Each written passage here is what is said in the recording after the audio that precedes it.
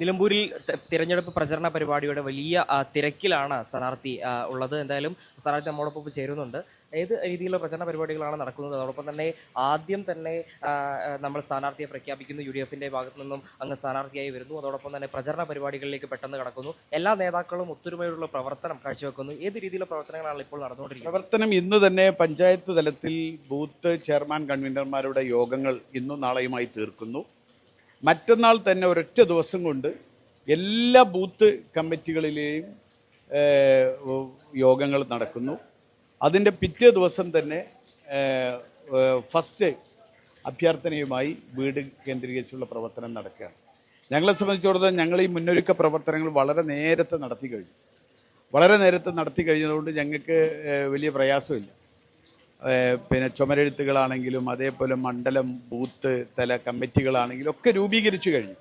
ഇനി ആ booth convention മാത്രമാണ് നടക്കാൻ ബാക്കിയുള്ള. ആ ബൂത്ത് കൺവെൻഷൻ നടന്ന് ഒറ്റ ദിവസം കൊണ്ട് മുഴുവൻ 263 ബൂത്തിലെ കൺവെൻഷനുകൾ നടക്കും. അതിനുശേഷം അതിന് പിറ്റേ ദിവസം തന്നെ സ്ക്വാഡ് പ്രവർത്തനങ്ങളിലേക്ക് ഇറങ്ങുകയാണ്. അതോടൊപ്പം തന്നെ മണ്ഡലത്തിൽ ഈ പിതാവിൻ്റെ 3.5 പതിറ്റാണ്ടോളം കാലം പിതാവിനെ കണ്ടറിഞ്ഞ ആളുകളാണ് സ്വാഭാവികമായും നിലമ്പൂർ മണ്ഡലത്തിലുള്ളത്. ഇവരുടെ എല്ലാം പിതാവിനോടുള്ള ഒരു സ്നേഹം കൂടിയാണ് അങ്ങോട്ട് പ്രകടിപ്പിക്കുന്നതായി നമുക്ക് അനുഭവപ്പെടുന്നത്. എന്തായാലും ആ രീതിയിലുള്ള ഒരു പ്രതികരണം ആളുകളുടെ വോട്ടർമാരുടെ ഭാഗത്തു നിന്ന് എങ്ങനെയാണ്? തീർച്ചയായിട്ടും നിലമ്പൂരിലെ ജനങ്ങൾ ഒരു വലിയ പ്രതീക്ഷയിലാണ് ഉള്ളത്. നിലമ്പൂരിനെ സംബന്ധിച്ചിടത്തോളം കഴിഞ്ഞ 3.5 പതിറ്റാണ്ട് കാലം ഈ നിലമ്പൂർ മണ്ഡലത്തെ നിലമ്പൂർ മണ്ഡലമാക്കി മാറ്റിയ, നിലമ്പൂർ ഒരു നല്ല നാടാക്കി മാറ്റിയ, നിലമ്പൂരിലെ വികസന പ്രവർത്തനങ്ങളൊക്കെ കൊണ്ടുവന്ന എൻ്റെ പിതാവിൻ്റെ ഓർമ്മകൾ ഇന്നും അലയടിക്കുന്നുണ്ട്. അതിനൊരു തുടർച്ചയുണ്ടാവണം എന്നതാണ് എല്ലാവരും ഉദ്ദേശിക്കുന്നത്.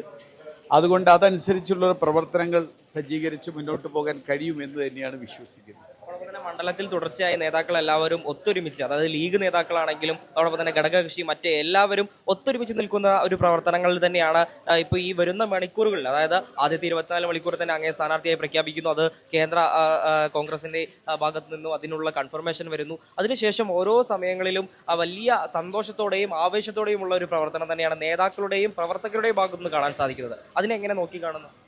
വളരെ ഒന്ന് മാത്രമല്ല, വളരെ ഐക്യത്തോടു കൂടി, അത് നേതാക്കന്മാരുടെ ഭാഗത്തു നിന്നാണെങ്കിലും പ്രവർത്തകരുടെ ഭാഗത്തു നിന്നാണെങ്കിലും വളരെ ഐക്യത്തോടു കൂടിയുള്ള അതിൻ്റെ പ്രഖ്യാപനമാണെങ്കിലും അതിൻ്റെ തുടർന്നുള്ള പ്രവർത്തനമാണെങ്കിലും ഒക്കെ വളരെ ഐക്യത്തോടു കൂടി മുന്നോട്ട് പോകാൻ സാധിക്കുന്നുണ്ട്. അതുകൊണ്ട് തന്നെ ഈ നിലമ്പൂരിൽ ഒരു നല്ല ഭൂരിപക്ഷത്തിന് കഴിഞ്ഞ 2 ടൈമായി നഷ്ടപ്പെട്ട നിലമ്പൂർ തിരിച്ചു പിടിക്കാനാവുമെന്ന വലിയ വിശ്വാസത്തോടു കൂടിയാണ് മുന്നോട്ട് പോകുന്നത്.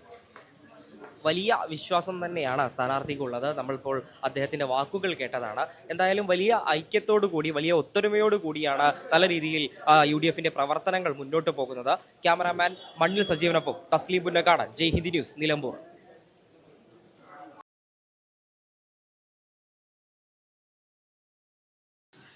നിലമ്പൂരിൽ തിരഞ്ഞെടുപ്പ് ചൂട് കടുക്കുന്ന ഒരു സാഹചര്യമാണുള്ളത്. അതോടൊപ്പം തന്നെ മറ്റെല്ലാവരെക്കാട്ടിലും ബഹുദൂരം മുന്നിലാണ് UDF-ന്റെ പ്രവർത്തനങ്ങൾ എന്ന് പറയേണ്ടിയിരിക്കുന്നത്. എന്തായാലും ഇപ്പോൾ UDF convener Adoor Prakash MP നമ്മോടൊപ്പം ചേരുന്നുണ്ട്. നല്ല രീതിയിലാണ് പ്രവർത്തനങ്ങൾ നടക്കുന്നത്. അതോടൊപ്പം തന്നെ ഇതുവരെ NDA-ക്കും അതോടൊപ്പം തന്നെ LDF-നും ഒന്നും സ്ഥാനാർത്ഥികൾ പോലും ആയിട്ടില്ല. ഏത് രീതിയിലുള്ള പ്രവർത്തനങ്ങളാണ് ഇപ്പോൾ UDF-ന്റെ ഭാഗത്തു നിന്നുണ്ടാകുന്നത്? ഇവിടെ ചിട്ടയോടുകൂടിയുള്ള പ്രവർത്തനങ്ങൾക്ക് ഇവിടെ നേതൃത്വം കൊടുക്കുകയാണ്.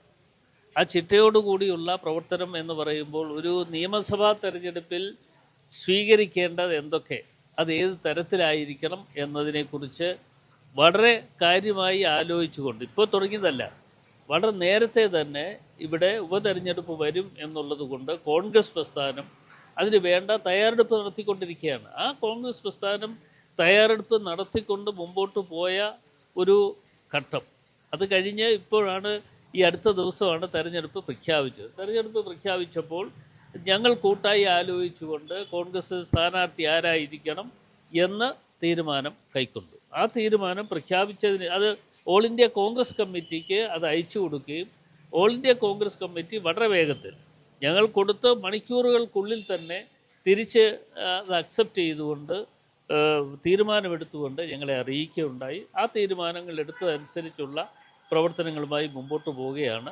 മാത്രമല്ല, ഇനിയിപ്പോൾ ചിട്ടയായ പ്രവർത്തനങ്ങൾ, അതല്ലാതെ ഏതെങ്കിലും തരത്തിൽ പ്രവർത്തനങ്ങളുമായി പോകട്ടെ എന്നുള്ളത് നോക്കിയാൽ പറ്റില്ല. വളരെ ചിട്ടയായ പ്രവർത്തനങ്ങൾ ഈ വരുന്ന ദിവസങ്ങളിൽ നിലമ്പൂരിൽ കാഴ്ചവെക്കുമെന്ന കാര്യത്തിൽ ഒരു സംശയമില്ല. ആ പ്രവർത്തനങ്ങളുമായി മുമ്പോട്ട് പോവുകയാണ്. അതോടൊപ്പം തന്നെ കോൺഗ്രസിൽ വലിയൊരു അഴിച്ചുപണി നടന്നതിന് ശേഷം ഒരു തെരഞ്ഞെടുപ്പിനെ വരവേൽക്കുകയാണ്. എല്ലാവരും ഒറ്റക്കെട്ടായിട്ടുള്ള ഒരു പ്രവർത്തനങ്ങൾ തന്നെയാണ് നമുക്ക് നിലമ്പൂരിൽ ഇപ്പോൾ കാണാൻ സാധിക്കുന്നത്. അതോടൊപ്പം തന്നെ UDF-ൽ ഇപ്പോൾ ഇന്നലെയാണെന്നുണ്ടെങ്കിൽ മുസ്ലിം ലീഗുമായും അതോടൊപ്പം തന്നെ UDF-ന്റെ നേതൃയോഗങ്ങളെല്ലാം നടന്നു. അതോടൊപ്പം ഇനി വരാനിരിക്കുന്ന ദിവസങ്ങളിൽ പഞ്ചായത്ത് തല യോഗങ്ങളും എല്ലാം നടക്കാനിരിക്കുകയാണ്. ഇപ്പോൾ ഉള്ള പ്രവർത്തനങ്ങളിൽ ഒരു കൂട്ടായ്മ അല്ലെങ്കിൽ ഒരു ഒത്തൊരുമ ഏത് രീതിയിലാണ് പോകുന്നത്? അല്ല, ഞാൻ അതുകൊണ്ട് തന്നെയാണ് പറഞ്ഞത്, ഇവിടെ കോൺഗ്രസ് എന്നോ മുസ്ലിം ലീഗെന്നോ മറ്റ് ഘടകകക്ഷികളെന്നോ ഒരു ചിന്തയില്ല. ഇപ്പോൾ UDF-ന്റെ നേതൃത്വത്തിൽ കോൺഗ്രസ് സ്ഥാനാർത്ഥി എന്നുള്ള നിലയിൽ പ്രിയപ്പെട്ട ശ്രീ ആര്യാടൻ ഷൗക്കത്ത് അദ്ദേഹത്തെ സ്ഥാനാർത്ഥിയാക്കി. അപ്പോൾ സ്ഥാനാർത്ഥിയാക്കി നോമിനേഷൻ കൊടുക്കണം. ആ നോമിനേഷൻ തീയതികളും മറ്റും തീരുമാനം എടുത്തിട്ടില്ല. ആ തീരുമാനം എടുത്തു കഴിഞ്ഞാൽ അതിൻ്റെ നടപടികളുമായി പോയി കഴിഞ്ഞാൽ ഇതിന് മറ്റ് വേർതിരിവൊന്നും ഉണ്ടാകത്തില്ല. എല്ലാവരും ഒന്നിച്ച് നിന്നുകൊണ്ട്, അത് എല്ലാ ഘടകകക്ഷികളും ഒന്നിച്ച് നിന്നുകൊണ്ടുള്ള പ്രവർത്തനങ്ങൾക്ക് നേതൃത്വം കൊടുക്കും. ഞാനിവിടെ വന്നപ്പോൾ തന്നെ എനിക്ക് മനസ്സിലാക്കാൻ കഴിഞ്ഞത് മുസ്ലിം ലീഗ് അടക്കമുള്ള ആളുകൾ ഈ കാര്യത്തിൽ ഒന്നിച്ച് നിന്നുകൊണ്ടുള്ള പ്രവർത്തനങ്ങൾക്ക് രൂപം കൊടുക്കുന്നുണ്ട് എന്നാണ് എനിക്ക് മനസ്സിലാക്കാൻ കഴിഞ്ഞത്. അതോടൊപ്പം തന്നെ കഴിഞ്ഞ ദിവസങ്ങളിൽ 3.5 പതിറ്റാണ്ടോളം കാലം ഈ നിലമ്പൂർ മണ്ഡലത്തിൽ MLA ആയിട്ടുണ്ടായിരുന്ന ഒരാളാണ് ആര്യടൻ മുഹമ്മദ് സാഹിബ്. സ്വാഭാവികമായും അതിൻ്റെ ഒരു ഭരണ തുടർച്ച ആഗ്രഹിക്കുന്ന ആളുകളായിരിക്കില്ലേ ആര്യടൻ ഷൗക്കത്തുമായി ഇപ്പോൾ വലിയ പിന്തുണയോട് നിൽക്കുന്നത്? തീർച്ചയായിട്ടും ആര്യാടൻ മുഹമ്മദ് സാറിനെ സംബന്ധിച്ചിടത്തോളം ഞാനും ഈ വീട്ടിൽ വന്ന് എത്രയോ നാളുകൾ ഞങ്ങൾ ഒന്നിച്ച് MLA-മാരായിരുന്നു.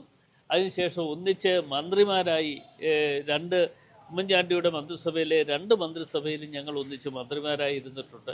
ആ അവസരങ്ങളിലൊക്കെ ഈ വീട്ടിൽ പലപ്പോഴും എനിക്ക് എത്തിച്ചേരുവാനും ആര്യാടൻ സാറുമായിട്ട് ഉള്ള ബന്ധം പുലർത്തിക്കൊണ്ട് അദ്ദേഹം മരിക്കുന്നതിന് ഒരാഴ്ച മുമ്പ് ഞാനിവിടെ വന്ന് അദ്ദേഹത്തെ നേരിട്ട് കണ്ട് അദ്ദേഹത്തോടൊപ്പം ഭക്ഷണം കഴിച്ചിട്ട് പോയ ഒരാളാണ്. അപ്പം ഈ വീടുമായിട്ടുള്ള ഒരു ബന്ധം എന്ന് പറയുന്നത് ഒരു കുടുംബപരമായിട്ടുള്ള ഞങ്ങളുടെ ഒരു ബന്ധമാണ്.